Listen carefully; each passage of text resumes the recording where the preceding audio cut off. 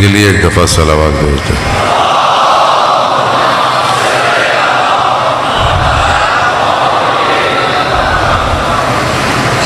لا حول ولا قوة إلا بالله العلي العظيم حسبنا الله ونعم الوكيل نعم المولى ونعم النصير أعوذ بالله من الشيطان الرجيم بسم الله الرحمن الرحيم الحمد لله الذي يؤمن الخائفين وينجي الصالحين ويضع المستكبرين ويهلك ملوكا ويستخلف آخرين والصلاة والسلام على رسول الثقلين محبوب رب المشرقين والمغربين جد الحسن والحسین نبینا سیدنا بالقاسم محمد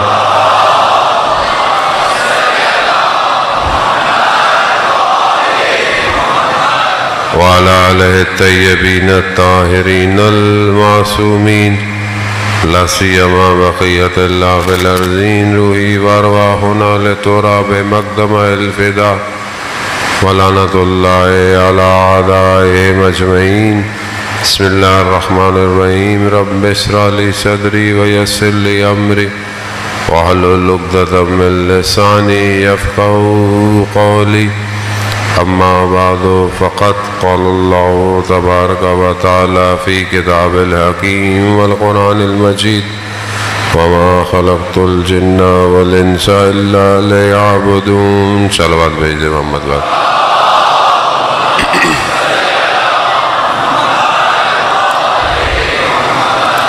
عزاداران سید الشہداء علیہ السلام، چوتھی محرم کی شب کربلا کا محور وقت کا امام ہے۔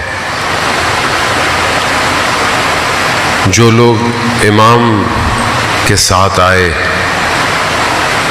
انہیں ظاہری نہ دولت چاہیے تھی نہ شہرت چاہیے تھی، اور ظاہری طور پر وہ یہ بھی جانتے تھے کہ وہ مار دیے جائیں گے، باقی نہیں رہیں گے، مگر اس کے باوجود وہ اپنے وقت کے امام کی نصرت کی بقا کے لیے اپنے آپ کو قربان کرتے رہے۔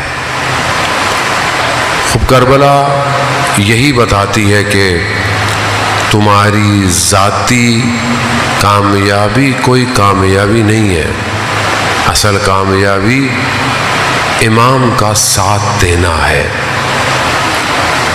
دنیا اسی دو حصوں میں تقسیم ہوئی ہے۔ جب سے دنیا بنی ہے دو ہی چیزیں ہیں، یا کامیابی ہے یا ناکامی ہے۔ کامیابی کی ڈیفینیشن، سکسیس کی ڈیفینیشن ایک دنیا کرتی ہے، دنیا کے مختلف علوم کرتے ہیں، اور ہر پروفیشن میں کامیابی الگ ہے۔ بچہ پڑھتا ہے کلاس میں، اس کی کامیابی کیا ہے؟ ہو سکتا ہے اس کی کامیابی یہ ہو کہ میں بس اسکول جاؤں، کھیلوں اور بس خوشی سے واپس آ جاؤں، یہ اس کی لیکن ماں باپ اسی بچے کو دیکھتے ہیں، اس کی کامیابی ماں باپ کے نزدیک کیا ہے؟ کہ یہ اپنی کلاس میں اچھے نمبروں سے پاس ہو جائے۔ ایک ہی جگہ دو کامیابیاں۔ اب یہ بچہ بڑھتا چلا جاتا ہے، ماں باپ اس کو الگ طریقے سے دیکھنا چاہتے ہیں، وہ کامیاب ہو جائے، وہ اپنے طریقے سے کامیابیاں دیکھ رہا ہے۔ پھر جب پروفیشنل لائف میں آتا ہے، دنیا کارپوریٹ ملٹی نیشنل، اب یہ اس کو کامیابی سکھاتی ہیں۔ کامیابی کیا ہے؟ اب یہ کوئی کسی کو اچھی ڈیزگنیشن، کسی کو اچھے پرکس چاہیے، کسی کو اچھا پوسٹ چاہیے، خوب کسی کی کامیابی ہے۔ خوب ہر شخص معاشرے میں اپنے حساب سے کامیابی کی اپنی ڈیفینیشن کو پورا کرنا چاہتا ہے۔ اصل کامیابی اپنے آپ کو خدا کے حوالے کرنا ہے. جو اپنے آپ کو خدا کے حوالے کر دے، اب خدا اس کو جس پوزیشن میں رکھے، جہاں رکھے، وہ کامیاب ہے. کیونکہ اس سے بہتر تو نہ کوئی حکیم ہے، نہ کوئی خبیر ہے، نہ کوئی قادر ہے، نہ کوئی علیم ہے. وہ بہتر جانتا ہے. اب آپ ایک کسی کمپنی میں جاب لیں، اب آپ بولے مجھے یہ والی پوسٹ چاہیے، HR ڈپارٹمنٹ بولے کہ آپ جو ہیں وہ اس پوسٹ میں اچھے نہیں ہوں گے، آپ فلانی پوسٹ لیں. بولے نہیں مجھے تو یہی چاہیے. بولے نہیں، آپ کی جو ایکسپیرینس ہے، آپ کی جو نالج ہے، اور جو ہم آپ کو دیکھ پائے ہیں، آپ فلانی پوسٹ میں کامیاب ہو جائیں گے. مگر نہیں، ہمیں تو یہی پوسٹ چاہیے. ہوتا ہے نا بعض اوقات. ہم اس کی بارگاہ میں بھی ایسی ضد کر رہے ہیں. وہ ہمیں کوئی اور کامیابی دینا چاہ رہا ہے، ہم مانگے کچھ اور مانگ رہے ہیں. خدا یہ دے دے، خدا وہ دے دے. خدا کہہ رہا ہے کہ اس میں کامیابی نہیں ہے جو تم مانگ رہے ہو. کامیابی جو ہے بل تؤثرون الحیات الدنیا والآخرۃ خیر وابقیٰ. آخرت میں بقا ہے، آخرت میں خیر ہے. تم یہاں کیا مانگ رہے ہو؟ چھوٹے بچے کی طرح ٹافیاں مانگ رہے ہو. میں تمہیں بہشت دینا چاہتا ہوں، میں تمہیں رضا دینا چاہتا ہوں، اپنی رضا تمہیں دینا چاہتا ہوں، اور تم جو ہے وہ یہاں پر چھوٹی چھوٹی چیزوں کے پیچھے ہو. عزیزان محترم، خوب یہ انسان کیسے ان چیزوں کو سمجھے.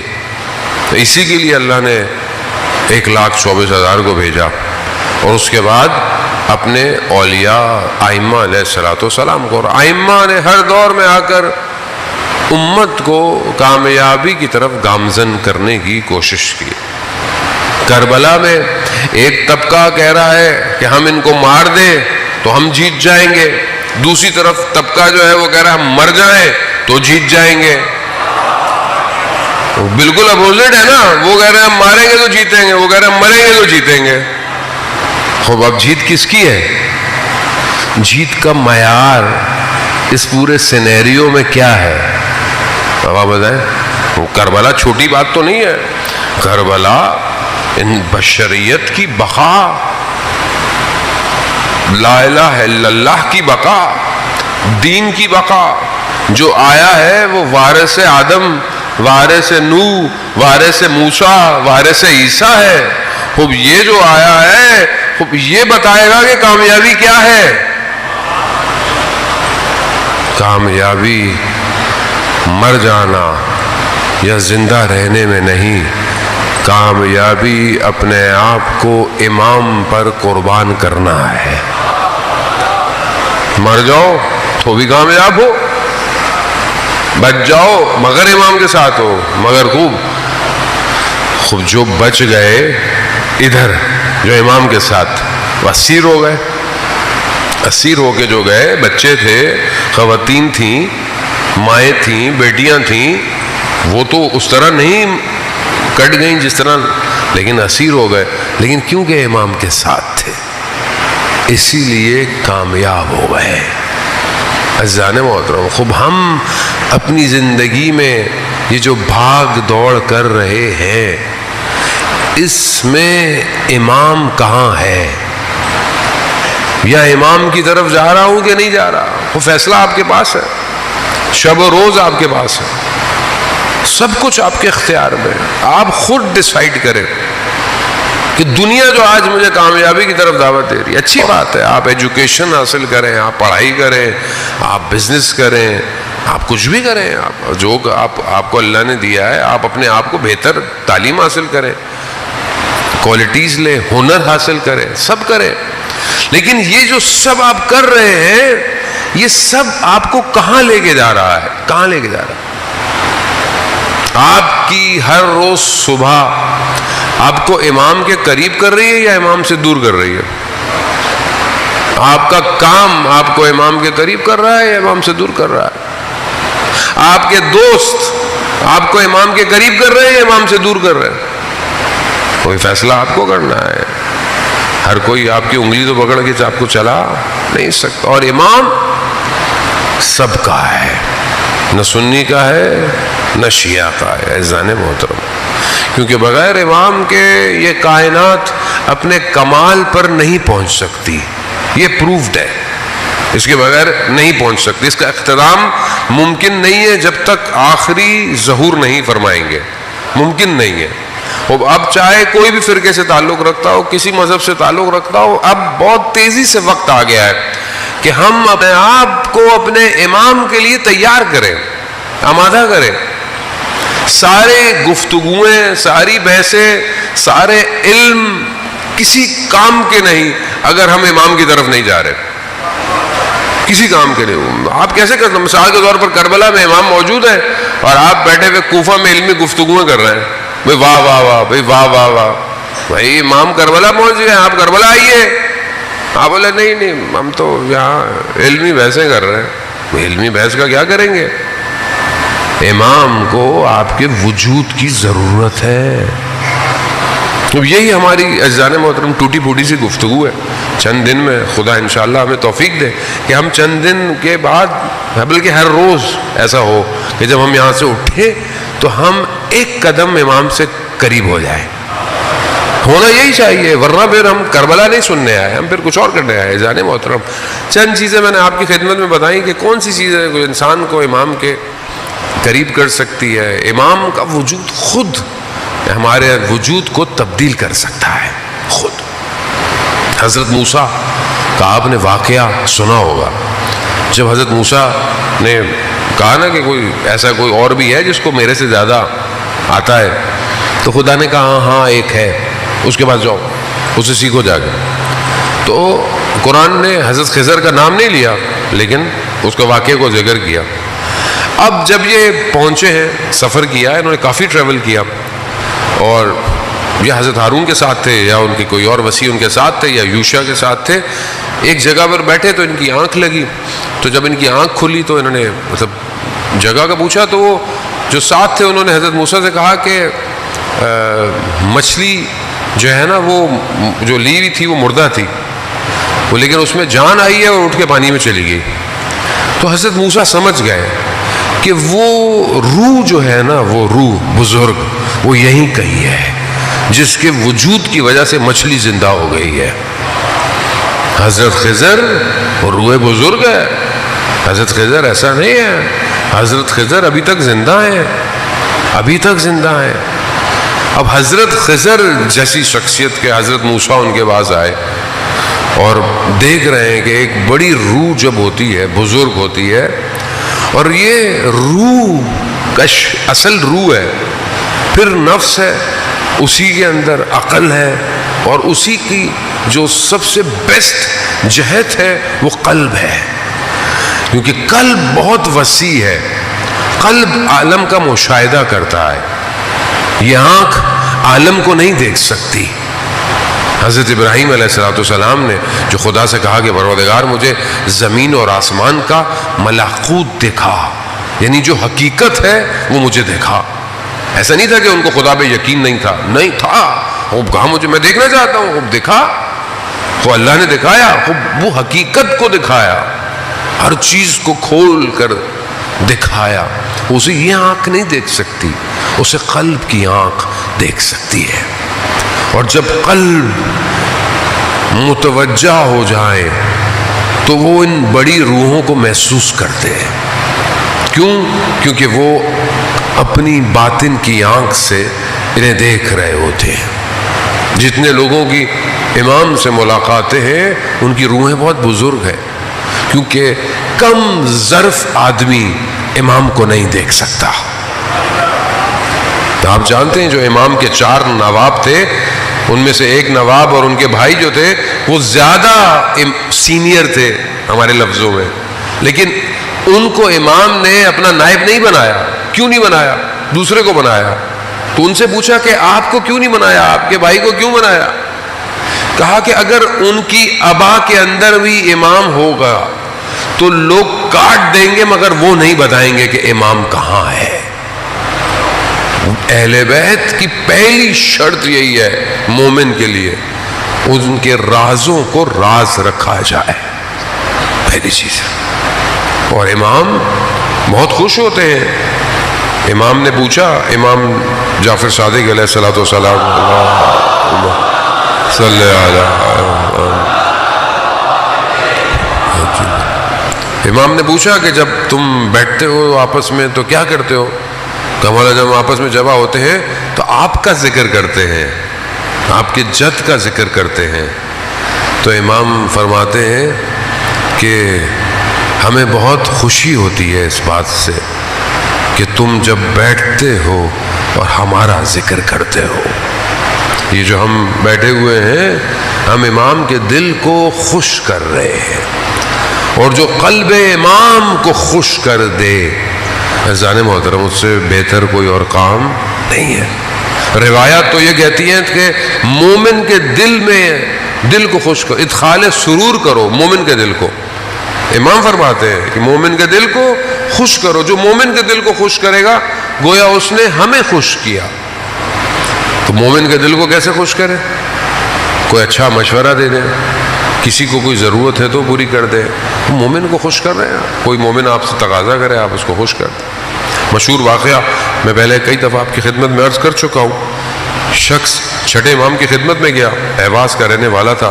کہا مولا وہاں کا جو گورنر ہے وہ آپ کا جاننے والا ہے، آپ کا چاہنے والا ہے. مشکل ہے، میری اس سال آمدنی نہیں ہوئی، لیکن وہ مجھ سے مالیات ٹیکس میں دے دیتا اگر میرے پاس پیسے ہوتے. میری آمدنی نہیں ہوئی، اگر آپ لطف کریں تو اسے کچھ کہہ دیں کہ وہ مجھے معاف کر دے. امام نے بسم اللہ خط لکھا کہ یہ تمہارے پاس آئے گا، اس کو خوش کر دینا. بس امام نے اتنا لکھا، لیٹر لے کے چلا گیا. جب لیٹر لے کے پہنچا رات کا وقت تھا.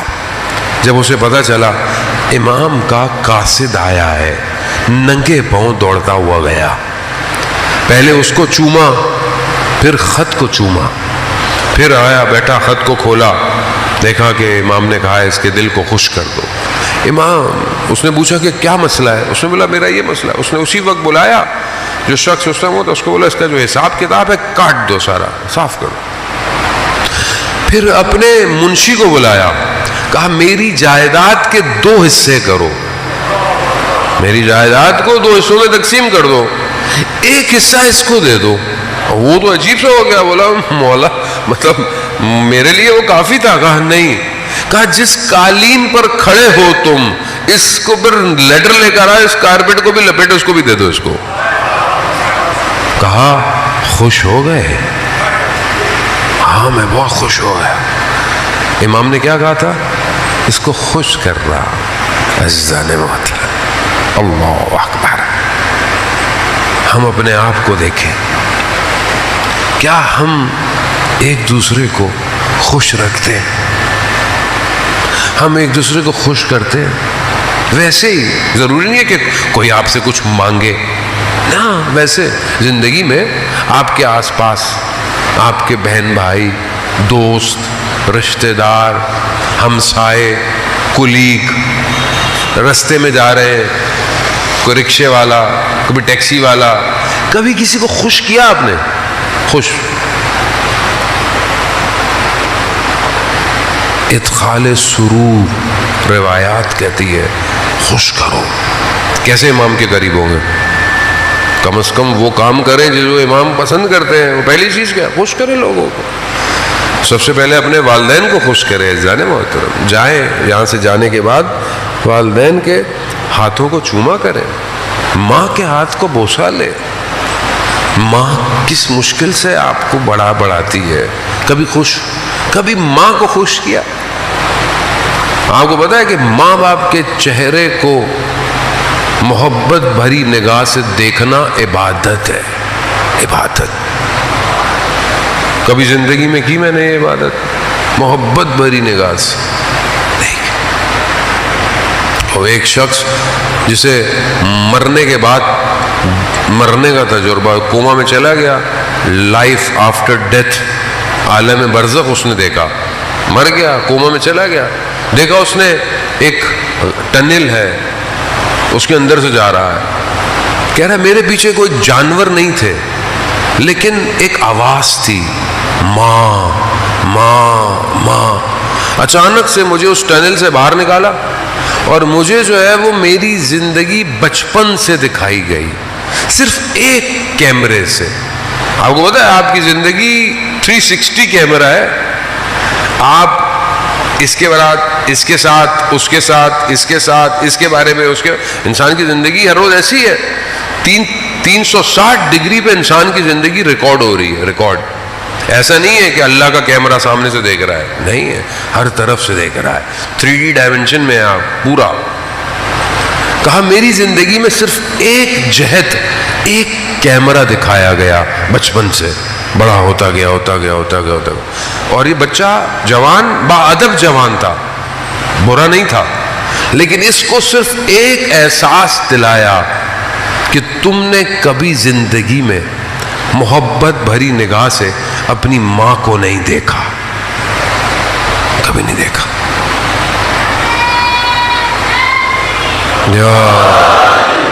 اب یہ ادخال سرور ہے، اب یہ زندگی میں عزیزان محترم. خیر اس نے سب اس کا ہو گیا. وہ پھر دوبارہ امام کی خدمت میں گیا. وہ شخص جیسے امام کی خدمت میں آیا، کہا مولا اس نے میرا کام کر دیا، اس نے مجھے خوش کیا. تو امام فرماتے اس نے تمہیں خوش نہیں کیا، اس نے ہمیں بھی خوش کیا. وہ عزیزان محترم خوب امام دیکھیں، ایک چیز انسان کے وجود میں تحول ایجاد کر دیتی. لیکن وہیں میں نے آپ کو بتایا کہ رکاوٹیں بھی ہیں. کل ایک رکاوٹ میں نے آپ کی خدمت میں بیان کی، محبت. لیکن کون سی محبت؟ جو کاذب محبت، جھوٹی محبت، دنیا کی محبت، مال کی محبت، ریاست کی محبت، سونے سے محبت، کھانے سے محبت، خاتون کی محبت. اب یہ محبتیں کیا ہیں؟ یہ رکاوٹ ہے دنیا میں. دوسری چیز جو رشد اٹھنے سے روکتی ہے وہ اپرچونٹیز کو صحیح اویل نہ کرنا، یعنی جو فرصتیں ہیں آپ کی زندگی میں اسے ضائع کر دینا. یہ دوسری چیز ہے. روایات کہتی ہے، امام علی علیہ الصلوۃ والسلام ارشاد فرماتے ہیں،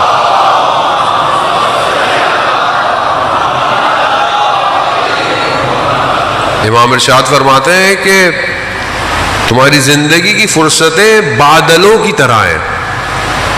جیسے بادل تمہارے سر سے گزر جاتا ہے، تمہاری زندگی کی فرصتیں بھی گزر جائیں گی. اللہ اکبر، یا رسول اللہ، یا علی، یا اللہم صلی محمد. وزان محترم خوب فرصت انسان کی زندگی میں ہے. شخص جو ہے وہ تھراما امام کو رستے میں ملا، امام نے اسے آفر کیا ساتھ چلو ساتھ. اس نے کہا مولا مجھے اجازت دے، میں اپنے گھر والوں کا نان نفقہ کر کے آ جاؤں. بصرہ کا رہنے والا تھا. امام نے کہا تمہاری مرضی، یہ نہ ہو کہیں دیر ہو جائے. کہا نہیں مولا میں آ جاؤں گا. فرصت ضائع کر دی. گھر گیا، زوجہ نے پوچھا کیوں آئے ہو؟ کہا تم لوگوں کے لیے کھانے پینے کا انتظام. کہتی زوجہ نے اس کو نوچ لیا. کہا تمہیں ہمارے کھانے پینے کی فکر ہے؟ ادھر زہرا کے اولاد کربلا میں بھوکی پیاسی ہے. گریا کرتا رہا ساری رات. صبح اٹھا، بصرہ میں ناکے لگے ہوئے تھے، نہیں جا سکا. فرصت گئی. اپورچونٹی لائف میں آتی ہے، آپ ضائع کر دیں. اور یہ ضائع کر دیں گے آپ رشد، آپ اپنی ظاہری زندگی میں بھی کامیاب نہیں ہو سکتے. آپ کو کسی نے اپورچونٹی دی، ابھی آپ جوان ہیں ماشاءاللہ، جس میں اکثر لوگ جوان ہیں، جوانی میں فرصت ہے کس چیز کی؟ پڑھائی کی، ایجوکیشن حاصل کرنے کی، ہنر حاصل کرنے کی، سکلز کو لرن کرنے کی، محنت کرنے کی، عبادت کی، قرآن سیکھنے کی، تلاوت. فرصت ہے آپ کے پاس. اس پوری فرصت کو آپ کتنا استعمال کرتے ہیں؟ 24 گھنٹے میں آپ اپنے اوپر کتنا استعمال کرتے ہیں؟ مجھے آپ بتائیں کتنا آپ کے پاس ٹائم ہوتا ہے، کتنا آپ کام کر سکتے ہیں. 3 سال سے لے کر 5 سال کا بچہ قرآن حفظ کر لیتا ہے، حفظ کر لیتا ہے. 5-6 سال تک کا بچہ دنیا کی کئی زبانیں سیکھ سکتا ہے، لیکن آج کل تو بچے بیٹھے ہوئے آئی پیڈ پہ گیم ہی کھیل رہے ہیں. کیوں؟ کیونکہ ماں باپ کو پتہ ہی نہیں ہے کہ بچے کی تربیت کیسے کرنی ہے.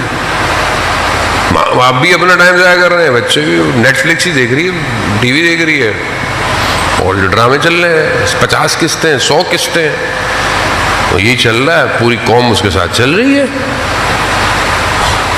فرصت، یہی فرصت. میں یہ نہیں کہتا کہ آپ کی لائف میں انٹرٹینمنٹ نہ ہو یا کوئی چیزیں نہ ہو، نہیں، حلال ہو، سب کچھ جو ہو حلال ہونا چاہیے، لیکن یہ فرصت نہیں ملے گی پھر.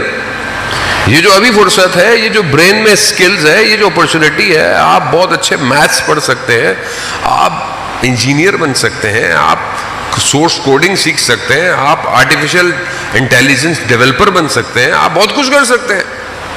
سب کے برین ایک جیسے ہیں. کسی کو بعض اوقات بہت سے لوگوں کو دیکھیں زندگی میں موقع ہی نہیں ملتا، اپرچونٹی نہیں ملتی ہے. آپ کے پاس بہت ساروں کے پاس اپرچونٹی ہے. آج کل تو ہر چیز فری ہے، آج کل تو پیسے بھی نہیں لگ رہے. یوٹیوب پہ آپ دنیا جان کی چیز سیکھنا چاہیں سیکھ لیں، مگر آپ سیکھیں تو صحیح. یوٹیوب پہ آپ کیا نہیں سیکھ سکتے، کیا چیز نہیں ہے.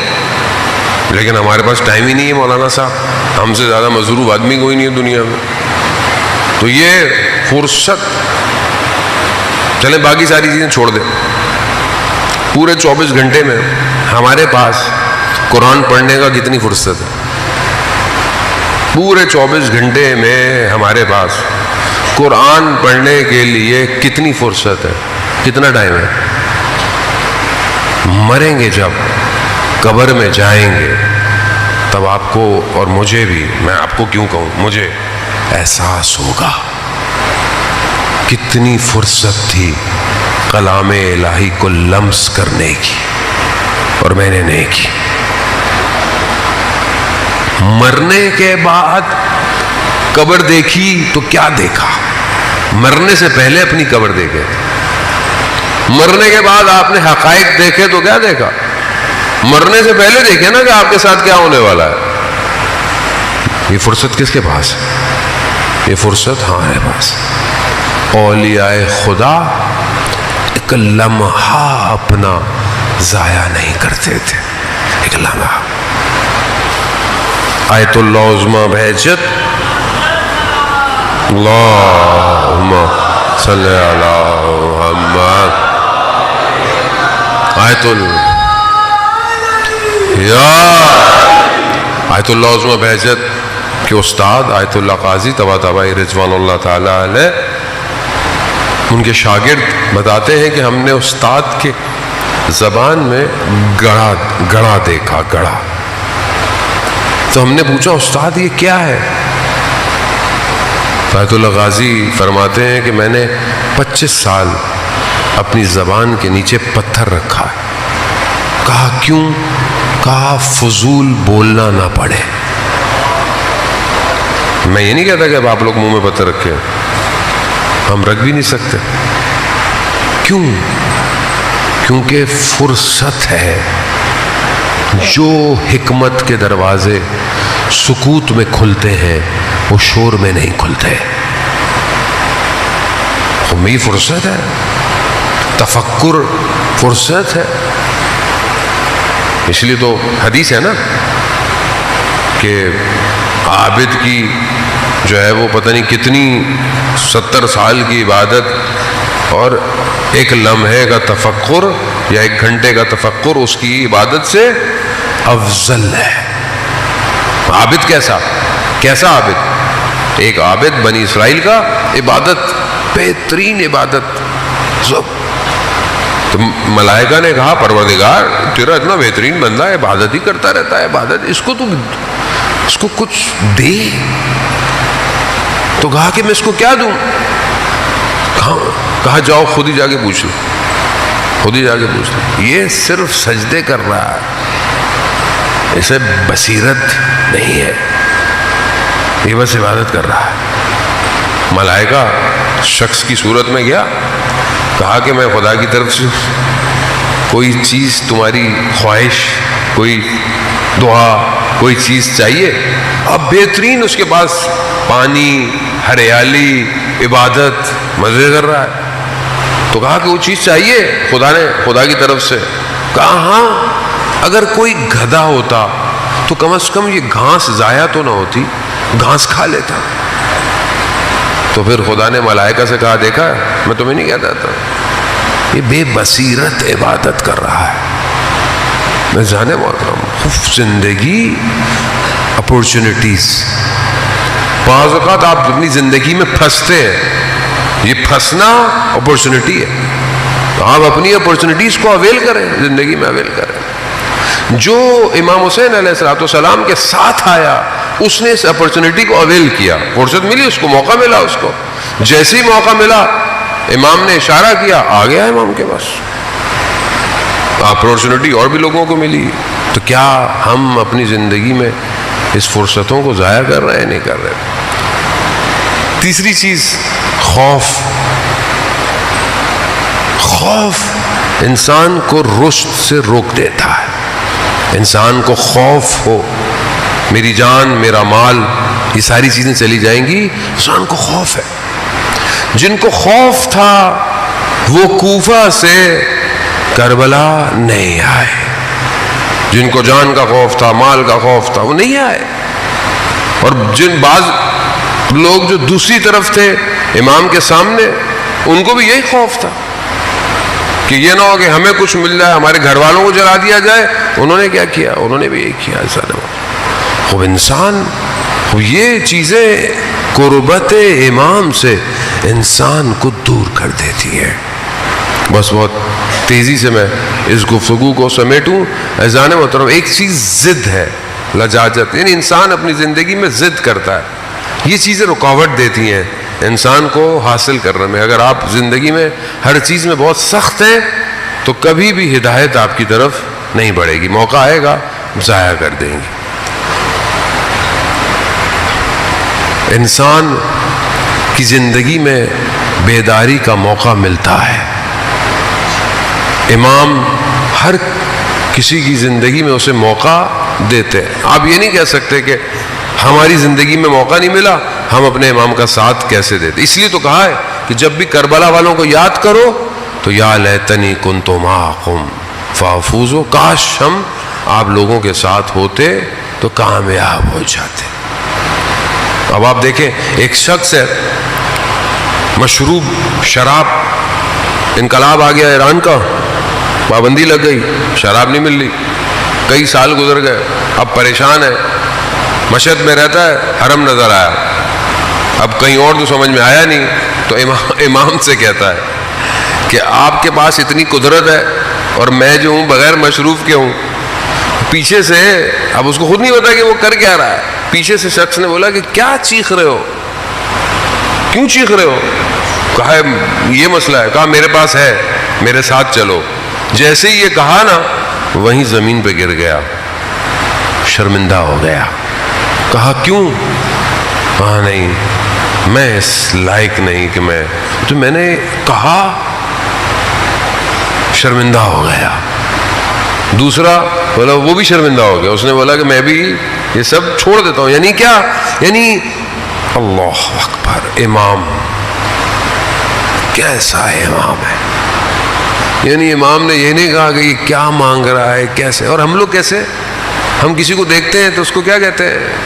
تمہارا تو بیٹا کچھ نہیں ہونے والا، تم تو جنت ونت میں نہیں جاؤ گے، تم کچھ بھی ہم کون ہوتے ہیں؟ کوئی نیاز کھانے آتا ہے آنے دو، کوئی تھوڑی دیر کے لیے آتا ہے آنے دو، کوئی ماتم کرنے آتا ہے آنے دو.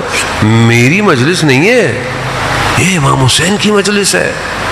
شاید تھوڑی دیر میں تبدیل ہو جائے، شاید آخری آنے والا سب سے پہلی صف میں چلا جائے، ہمیں نہیں پتا. وہ یہ امام ہے، امام نے اس کو تبدیل کر دیا. اور وہ جب گھر سے آیا تھا تو اپنی بیوی کو بہت مار کے آیا تھا، بہت مار کے آیا تھا. جب واپس گیا دروازہ کھٹکھٹایا تو اس کی بیوی دروازے کے پیچھے تھی. تو اس نے ایک جملہ کہا، مجھے اندر آنے دو، میں اب آدم ہو گیا ہوں، انسان بن گیا ہوں. بیوی نے جملہ سنا، بے ہوش گر گئی. دروازہ باقاعدہ کھلوایا گیا، اندر گیا، بیوی کو ہوش آیا. کہا تمہیں کیا ہو گیا تھا؟ کہا جب تم اتنے مجھے مار کے گئے تھے میں نے امام رضا سے کہا تھا کہ مولا یہ اب گھر نہ آئے اگر یہ آدم نہ ہو، آدم نہ ہو۔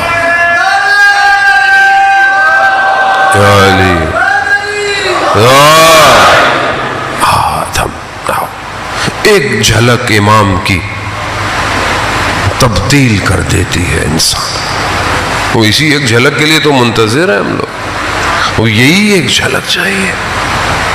آپ کربلا میں دیکھیں کیسی تجلیاں ہوئی ہیں لوگوں کے اوپر کہ آج ہم سب کو سلام کرتے ہیں۔ تو خوف اپنے وجود سے باہر نکل، خوف رکھے کس کا؟ خدا کا۔ بس دنیا کا خوف، مر جانے کا خوف، چھن جانے کا خوف نہیں ہے کچھ۔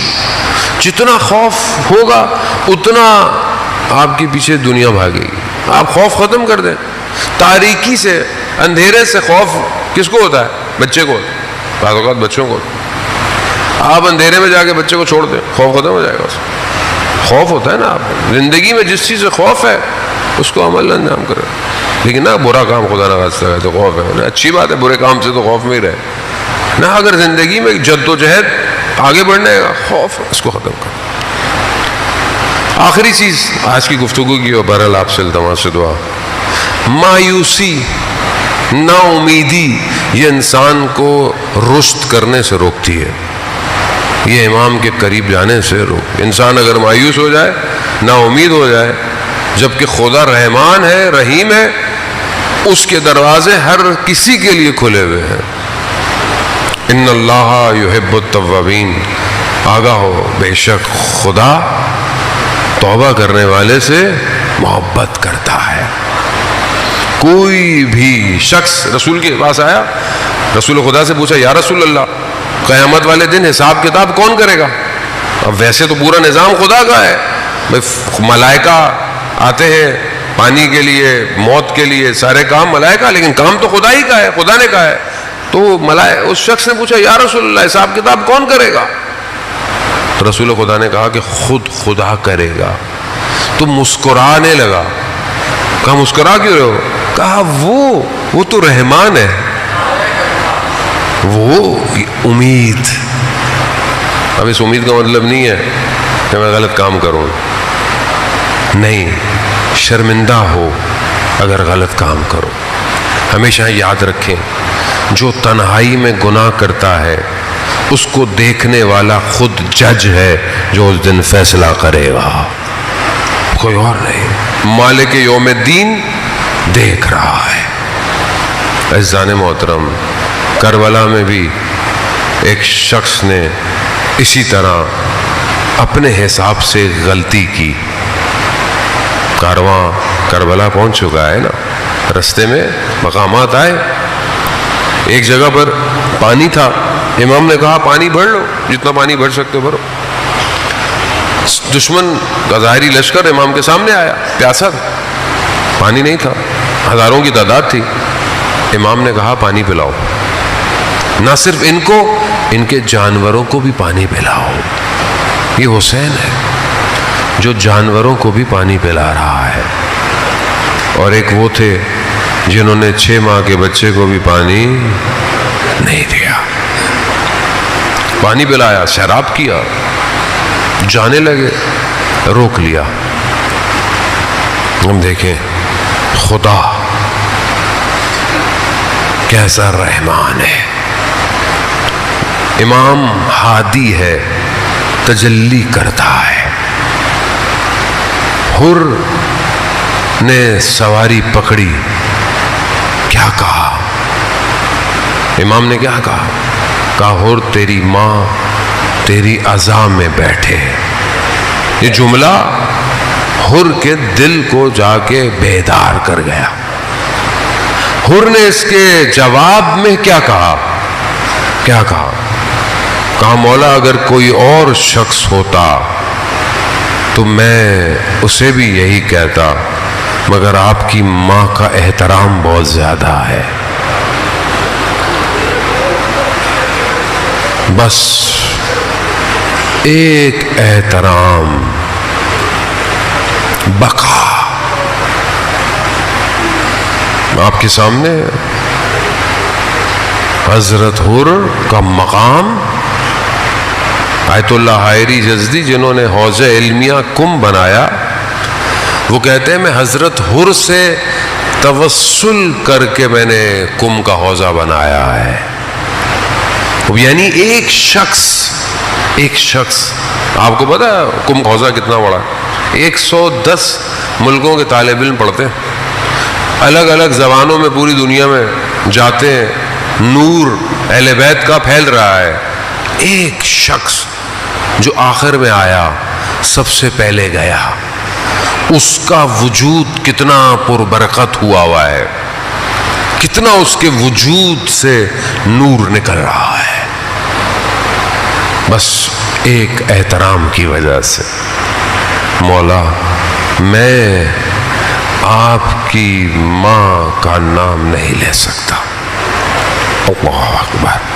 بس یہ کہنا تھا شب عاشور حر ٹہل رہا ہے. پوچھنے والے نے پوچھا حر کیا ہوا؟ میں تو تمہیں کوفہ کا سب سے شجاع شخص سمجھتا تھا. کہا قرار یہ نہیں تھا کہ جنگ ہو، یہ قرار نہیں تھا. کہا پھر؟ بس جنت اور جہنم کے درمیان میں دیکھ رہا ہوں. ملا قلی حسین ہمدانی فرماتے ہیں کہ جو سورہ انا انزلنا کی تفسیر ہے نا کہ وما ادراک ما لیلۃ القدر، لیلۃ القدر کیا ہے؟ تو وہ کہتے ہیں کہ جو چھٹے امام نے فرمایا کہ لیلۃ القدر حضرت فاطمہ ہے، یعنی وہ رات جو 1000 مہینوں کی راتوں سے افضل، یعنی جو ایک رات کو آپ عمل کریں گے وہ 1000 مہینوں کی راتوں سے آپ کو تیزی سے باہر لے جائے گا. تو وہ کہتے ہیں کہ اگر اس کی تفسیر دیکھنی ہے نا تو کربلا میں دیکھو. وہ شخص جس نے امام کی سواری کو روکا اسے بی بی نے حر علیہ السلام بنا دیا. ایک شب خدا کرے اذان محترم ہم بھی اپنے امام کے کاروان میں شامل ہو جائیں. مولا ہم نے تو آپ کی سواری نہیں روکی ہے، ہم خطا کار نہیں، ہم گناہ گار نہیں. حر آئے، ہاتھوں میں رسیاں، آنکھوں میں پٹیاں بندھی ہوئی، اپنے بیٹے کے ساتھ اپنے بھائی کے ساتھ پہنچے ہیں، آنے لگے. امام نے خود حضرت علی اکبر کو بھیجا جاؤ حر کو لے کر آؤ. اللہ اکبر. امام کتنا مہربان ہے، امام کتنا رحیم ہے، امام کتنا کرم کر رہا ہے. آؤ. حر آئے، پاؤں میں پڑ گئے، معافی مانگنے لگے. مولا مجھے معاف کر دے، مجھ سے غلطی ہوئی. کہا نہیں حر مہمان ہو، کھڑے ہو. انہوں نے کہا مولا مجھے اجازت دے، جانے دے. امام نے حر کو روکا نہیں. آپ خود سوچیں حسین کتنا بڑا بادشاہ ہے. عام آدمی کے پاس بھی مہمان آتا ہے تو وہ تھوڑی دیر بٹھاتا ہے، لیکن یہاں مہمان آیا اور امام کہہ رہے چلے جاؤ. امام اس کو بٹھائیں تو کیسے بٹھائیں؟ مہمان جب آتا ہے کم از کم پانی تو پلایا جاتا ہے. پانی نہیں ہے حسین کے پاس. ہاں حر، ہاں جاؤ جاؤ. حر آئے، آخر میں حر سب سے پہلے چلے گئے. کیا قسمت ہے، کیا قسمت ہے سارے محترم. ہم بھی اپنے امام زمانہ کے پاس اپنے ہاتھوں کو باندھیں، اپنے آنکھوں پہ پٹیاں باندھیں. مولا خطا کار ہے، گناہ گار ہے. مولا ہمیں بھی قبول کر لیں آپ کو، آپ کے جد کا واسطہ. ایک حر کا انتظار ہے امام کو بس. عزیزان محترم ہمیں نہیں پتا اس مجلس میں سے کون ایک حر ہو، ہمیں نہیں. حر بس چند جملے. عزیزان محترم حر جانے لگے. جاتے ہوئے اجازت دی، مولا اجازت دے میں اہل حرم سے معافی مانگ لوں. ہاں.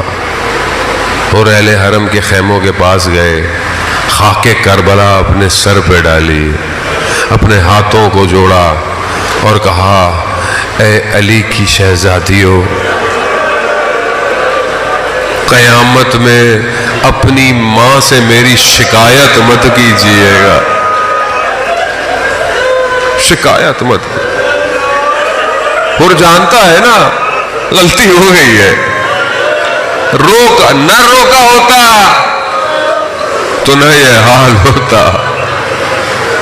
اپنی ماں سے میری شکایت مت کیجیے گا۔ اللہ اکبر، اللہ، کتنی کریم ماں ہے حسین کی، یہ آپ کو آخر میں پتا چلے گا۔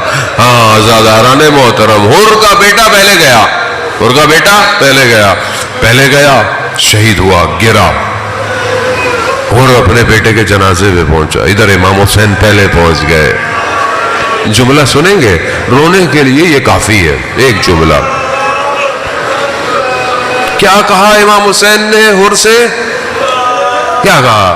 اللہ اکبر، خدا کسی جوان کا غم نہ دے گا۔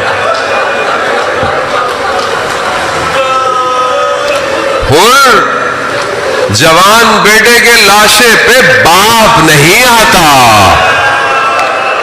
اللہ اکبر، میں کہوں گا حر اگر زندہ رہتے تو دیکھتے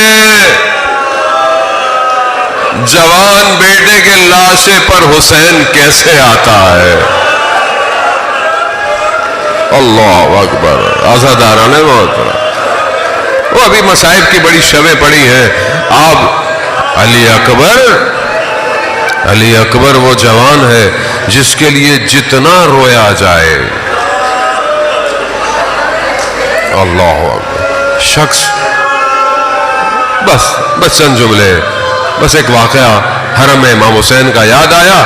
شخص کہتا ہے کہ میں حرم میں بیٹھا ہوا تھا، ایک شخص میرے برابر میں آیا، امام وقت کا امام تھا، مجھے نہیں پتا امام ہے، میں نے کہا میں امام سے ملنا چاہتا ہوں، تو اس شخص نے کہا کہ وہ جو شخص بیٹھا ہے نا اس کی امام سے ملاقات ہوتی ہے۔ میں اس کے پاس چلا گیا، میں نے اس سے پوچھا تمہاری امام سے ملاقات ہوتی ہے؟ کہتے ہیں ہاں، حرم میں امام مجھے کبھی کبھی ملتے ہیں۔